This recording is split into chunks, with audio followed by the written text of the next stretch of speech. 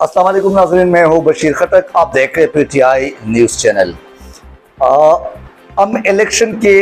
हवाले से बात करेंगे कि इलेक्शन के लिए आपको एक ब्रेकिंग न्यूज़ देना चाहूँगा कि इलेक्शन इस हफ्ते में नहीं तो 10 दिन में इसका ऐलान होने वाला है। ये मैं आपको मुसद्दिक़ तौर पे बता रहा हूँ। ये एक मुसद्दिक़ा ज़राए से खबर मिली है। ये उस मीटिंग में जो बैक डोर पे एक बातचीत चल रही है, एक मसलहत की बातचीत चल रही है इस मुल्क के हवाले से। जो मुखलिस कुछ ऐसे मुक़्तदर लोग हैं, मुक़्तदर ऐसे हल्के हैं, वो इस हवाले से बातचीत कर रहे हैं। और उसमें जो पर्टिकुलर मीटिंग में बैठने वाले शख्सियत है, ये उसकी तरफ से एक ब्रेकिंग न्यूज़ आपको दे रहा हूँ। मैं उनका नाम नहीं ले सकता, लेकिन हकीकत ये है कि हफ्ता नहीं तो 10 दिन में, हो सकता है इससे पहले भी, लेकिन कुछ एक दो ऐसे रुकावटें हैं, उनसे बातचीत के बाद इलेक्शन पे इत्तेफाक हो जाएगा और जनरल इलेक्शन का ऐलान होने वाला है और हो जाएगा। तो इसको एक ब्रेकिंग न्यूज़ समझ के मैंने आपको बता दी। इसके बाद आज की एक अच्छी खबर कि शहबाज गिल को पुलिस की तरफ से जो मजीद 7 रोज़ा जिस्मानी रिमांड का एक इस्तदा की गई थी, एक दरख्वास्त दी गई थी, तो एडिशनल सेशन जज ने आज सेशन कोर्ट में उसको रद्द करके, मुस्तरद करके, और शहबाज गिल साहब को जुडिशल रिमांड पे जेल भेज दिया गया। अब इसमें ये आज की कम से कम इस एडिशनल सेशन जज ने एक इंसानियत और एक वाकई पाकिस्तानियत की, ख़ासकर इंसानी हुकूक के हवाले से एक बेहतरीन फ़ैसला किया और फ़ैसला दिया। और इस हुक्म पे वो खिराज तहसीन के काबिल है और उसको मुख्तलिफ चैनल पे मुख्तलिफ मुबस्सिरीन, मुख्तलिफ जो कानूनदान है, वो फैसल चौधरी साहब की मेहनत, काविश और उनकी कानूनी एक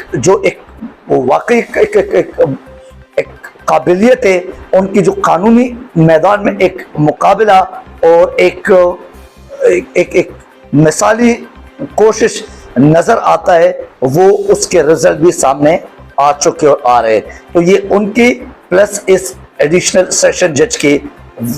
इस मुश्किल वक्त में, इस तसादम जैसे हालत में,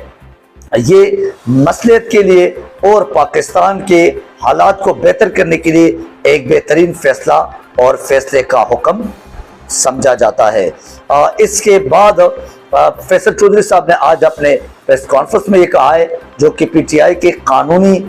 टीम का एक लीडर है और कानूनी टीम के सरबराह है, उन्होंने, और फवाद चौधरी साहब का भाई भी है, तो उन्होंने ये आज कहा है कि अब इंशाअल्लाह बहुत जल्द शहबाज गिल साहब के ज़मानत की एक दरख्वास्त दायर करेंगे और इंशाअल्लाह वो ज़मानत की अपील करके ज़मानत पे रिहा कर देंगे, तो और करा दिया जाएगा। एनीवे, आज अदालत से निकलते वक्त शहबाज गिल साहब ने अपने तशद्दुद के, अपने बेईमाना तशद्दुद के, अपने एक जैसे आप कह सकते हैं कि जिस्मानी रिमांड के वक्त जो इमरान खान कह चुके हैं कि उनको जिस्मानी रिमांड के दौरान एक जिनसी तशद्दुद का निशाना बनाया गया था, तो उस जिनसी तशद्दुद का खुद उन्होंने इज़हार किया और शहबाज गिल साहब ने ये बज़ाते खुद बाहर सेशन कोर्ट से निकलते वक्त उनके पेशी के दौरान, जब पेशी से बाहर निकल रहे थे, तो उस वक़्त सहाफ़ी भाइयों को ये शहबाज गिल, आप ये बताएं कि ये जिनसी, ये जरा बताइए, जिनसी तशद्दुद या जो सेक्सुअल असॉल्ट किसने किया? ये बिल्कुल दुरुस्त। मेरे टेस्टिस पे और मेरे पीनस पे बिजली के करंट लगाए गए, वो मैं जिनसी तशद्दुद की बात कर रहा था। अच्छा, मेरे टेस्टिस और पीनस के ऊपर इलेक्ट्रिक करंट लगाया गया। अच्छा, और वो तशद्दुद किया गया ताकि मैं कोई भी स्टेटमेंट दूं किसी के खिलाफ कि उन्होंने खुद कहा है कि मुझ पे जिनसी तशद्दुद हो भी है और उस जिनसी तशद्दुद का जो है ना, वो मकसद मेरा ये था कि मेरे जो टेस्टस थे और साथ ही जो मेरे पेनिस थे, पेनिस मीन्स कि वो उनके जो मर्दानगी का जिनसी आज़ा है, उसको इलेक्ट्रिक करंट दिया गया था ताकि उससे कुछ ऐसे बयानात, कुछ ऐसे चीज़ें निकलवाएं इस तशद्दुद के उसमें के मद में, इस तशद्दुद के ज़िद में उनको जिस्मानी टार्चर किया जाए और उससे कुछ ऐसे चीज़ निकालें, एक ऐसी बात निकालें जिस पे इमरान खान के लिए उनकी गिरफ्तारी के लिए उनके ऊपर केस करने के, मुकदमा करने के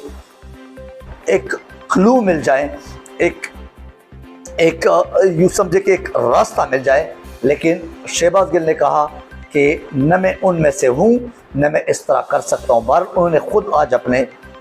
इमरान खान ने जो अपने तकरीर में कहा था, उन्होंने जो एक दावा किया था अपने वो रैली में, जो तकरीर में उन्होंने शहबाज गिल के जिस्मानी तशद्दुद के हवाले से, के बाद जमील फारूकी साहब ने जो सहाफ़ी है उन्होंने भी अपने पेशी के दौरान, यानी पेशी के बाद अदालत से निकलते वक्त उन्होंने भी इसी चीज़ का एक इजहार किया और बरमला के दिया कि मेरे साथ क्या कुछ हुआ और मुझसे क्या करवाना चाहते हैं, कौन से ऐसे बयानात, कौन से ऐसे मालूमात लेना चाहते हैं जो कि वो कभी इसमें कामयाब नहीं होंगे। और अगर कोई झूठी खबर आ भी जाए कि मैंने इस किस्म का कोई बयान ऐसे इनको बता दिया है, कोई ऐसे सीक्रेट्स जो ये चाहते हैं, जो गैर कानूनी, गैर आईनी तरीके से मेरे ऊपर तशद्दुद करके उस तरह के अज़ाइम में कामयाब होना चाहते, तो वो झूठा खबर होगा और वो झूठी बात होगी। मैं इस किस्म के किसी किस्म के बयान का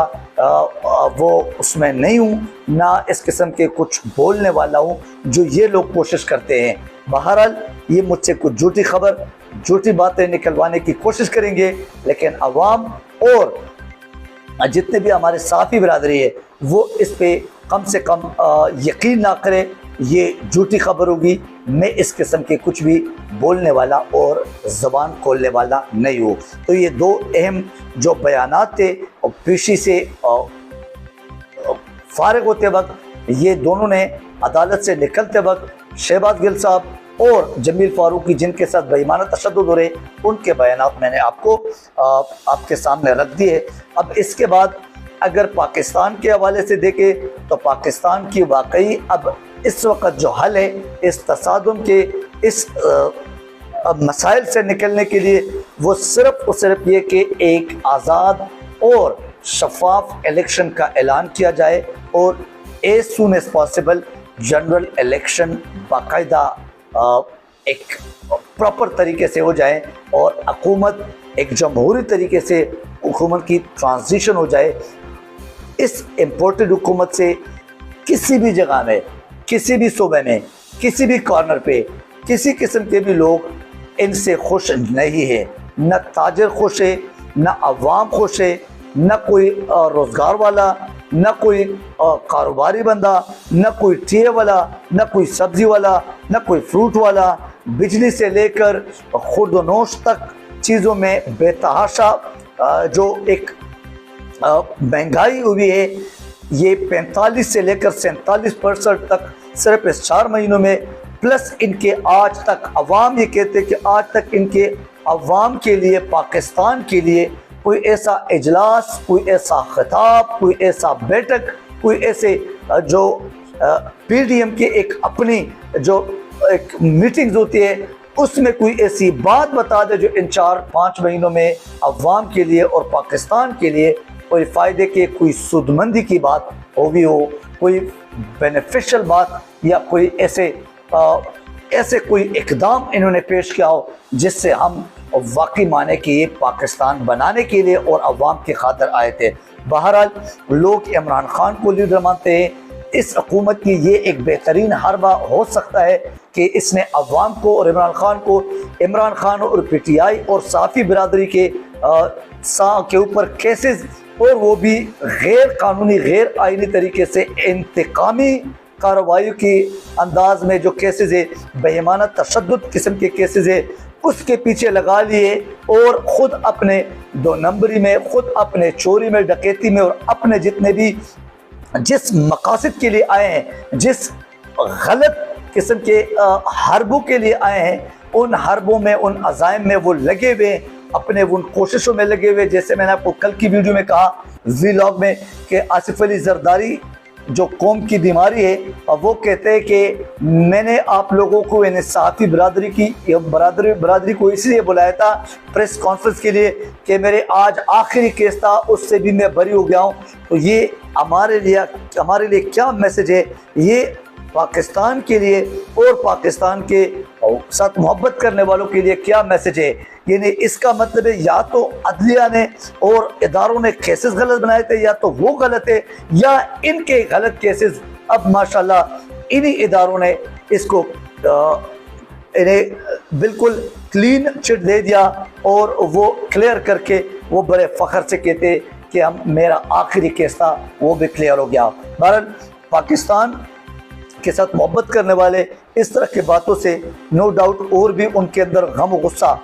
वो पाया जाता है, और इमरान खान की तरफ अवाम के झुकाव इससे बढ़कर हो जाती है। आपने देखा होगा आज हरिपुर के जलसे के हवाले से अगर बात करूं तो हरिपुर के जलसे में आप सबने देखा होगा कि एक जलसे के ऊपर दूसरे जलसे का रिकॉर्ड बन जाता है। इन्हें अगर आप देखें तो 13 अगस्त जितने एक शेर का जो एक जलसा था आज, और अवाम की फिर आपने वहाँ पे समी इब्राहिम साहब ने, फिर नए पाकिस्तान वालों ने, फिर दूसरे चैनल ने जो हक और सच के आवाज़ के खातिर पहुँच जाते हैं क्योंकि बाकी चैनलों पे पाबंदी है, और पैमरा ने अपने जो जिसे कह सकते कि मज़मूम हरकतें जो उनके इंतकामी कार्रवाई के जो हरकतें हैं वो कर चुके हैं, और उसकी वजह से बोल्ड न्यूज़ जैसे, ARY न्यूज़ जैसे और बाकी बहुत सारे ऐसे सहाफ़ी बरादरी के उनके आवाज़ बंद किया है। लेकिन उससे ये हुआ कि ये स्प्रिंग की तरह लोग और सहाफ़ी जो हक और सच बोलने वाले, उनके अंदर ये गैरत कि अपने एक आवाज़ है, अपने अंदर जो एक जिसे कहते हैं अंदर के इंसान की एक आवाज़ है, और उन्होंने गैरत दिलाई है, तो वो और भी उससे ज़्यादा स्ट्रेंथ के साथ, पावर के साथ और जज्बे के साथ हर जलसे में जाके कवरेज के लिए, तो उन लोगों ने जो कवरेज किए और उस कवरेज में आवाम से पूछा तो आवाम के जज्बा वाकई वो जज्बा है कि वो अपने जान देने के लिए तैयार है। वो इसको जिहाद समझ के और इन लोगों को फिरौन समझ के, किन लोगों को, ये PDM के लोगों को, PMLN के लोगों को, इनको फिरौन, यजीद और पता नहीं क्या कुछ अबू जेल इनसे कहते कि इनसे ये नंबर में आगे जा चुके हैं। ये वहाँ के अवाम के अगर आप सुने, अगर आप देखें सोशल मीडिया पे तो अवाम की राय, अवाम का कहना है, और अवाम उन सहाफ़ी बरादरों से, जो बरादरी से, सहाफ़ी भाइयों से, समी इब्राहिम से और बाकी लोगों से, उनके माइक से और उनके लोगों से और उनके जो चैनल के लोगो है उससे, फिर उनके मातों से, और वो मातों को चूमते थे, उनको किस करते थे। सिर्फ मोहब्बत का जज्बा कि जो जितने सहाफ़ी बरादरी से करते हैं, जितने ज़्यादती जुल्म करते हैं, जितने ये इमरान खान और PTI के लोगों के साथ करते हैं, उतने अवाम बढ़ चढ़ कर उनके साथ और उनके करीब आ जाते हैं और उनका साथ देने के लिए आगे आगे आते हैं। ये आज तक की पेशरफ्त, आज तक की नई ताज़ा, जो इंशाल्लाह आगे नेक्स्ट कोई ऐसे पेशरफ्त होंगे तो उस पर आपसे फिर इंशाल्लाह बात करेंगे। अल्लाह ताला हम सबको, हमारे लीडर इमरान खान समेत, हमारे पाकिस्तान के, हमारे उम्मत मुस्लिमा के लीडर इमरान खान समेत हिफ्ज़-ओ-अमान में रखे। Thank you very much. अपना ख्याल रखिए। अल्लाह हाफ़िज़ नासिर।